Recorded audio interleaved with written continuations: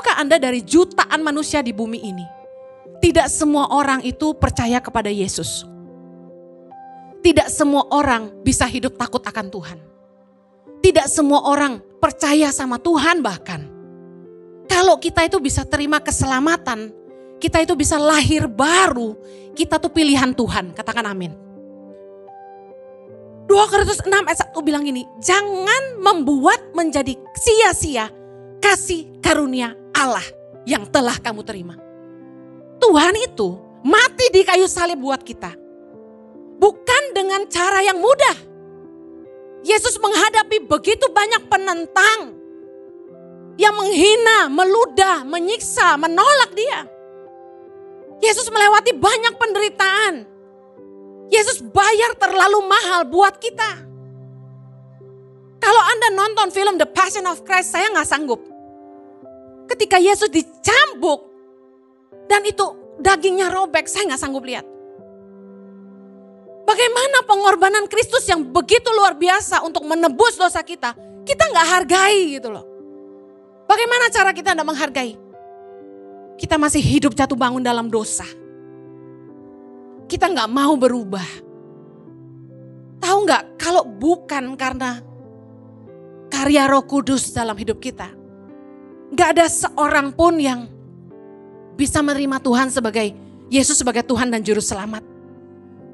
1 Korintus 12 ayat 3b dikatakan gini. Dan tidak ada seorang pun yang dapat mengaku Yesus adalah Tuhan selain oleh Roh Kudus. Jadi dari 1000 orang katakan yang dengar firman Tuhan, belum tentu semua tuh ngerti firman. Belum tentu semua orang dijamah. Orang bisa diajak ke gereja, belum tentu dia dijamah. Orang dengar khotbah, dengar puji-pujian, belum tentu terjamah. Hanya karya Roh Kudus yang membuat orang tuh langsung dicelikkan mata hatinya.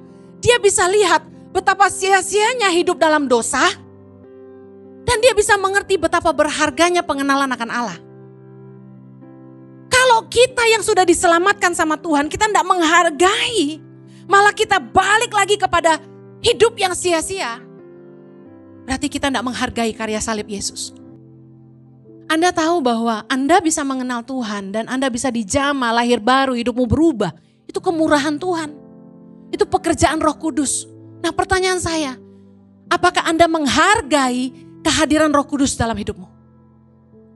Karena Roh Kudus tuh yang membimbing kita sehingga kita ngerti kehendak Allah dalam hidup kita.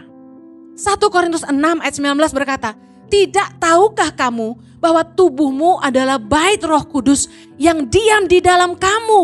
Roh Kudus yang kamu peroleh dari Allah dan bahwa kamu bukan milikmu sendiri.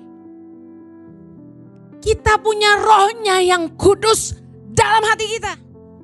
Jangan kita tidak menghargai. Raja Daud pernah berkata, Tuhan jangan ambil rohmu daripadaku. Karena Raja Daud tahu betapa berharganya kehadiran Roh Allah dalam hidup kita. Dia sumber kekuatan, dia sumber penghiburan, dialah penasehat terbaik dalam hidup kita. Bagaimana kita tidak menghargai kehadiran Roh Kudus dengan tidak hidup dalam kekudusan? Dengan hidup dalam kenajisan. Dengar, jendela jiwamu adalah matamu. Waktu Anda suka nonton yang gak benar, suka baca film-film, tulisan-tulisan buku-buku yang tidak benar, Anda sedang melukai Roh Kudus, rohnya yang kudus dalam batinmu. Ketika kita mengizinkan telinga kita mendengarkan omongan-omongan yang jorok dan kotor, gosip-gosip yang gak penting, kita sedang mengotori hati kita. Karena apa yang kita lihat, apa yang kita dengar itu masuknya ke hati. Amen. Roh Kudus tinggal di hati kita. Mari jaga hidup kita. 1 Petrus 1:16 berkata, kuduslah kamu sebab aku kudus, kata Tuhan. Saya mau kasih tahu, kita tuh hanya bisa menolak dosa kalau kita tuh sungguh-sungguh mengasihi Allah.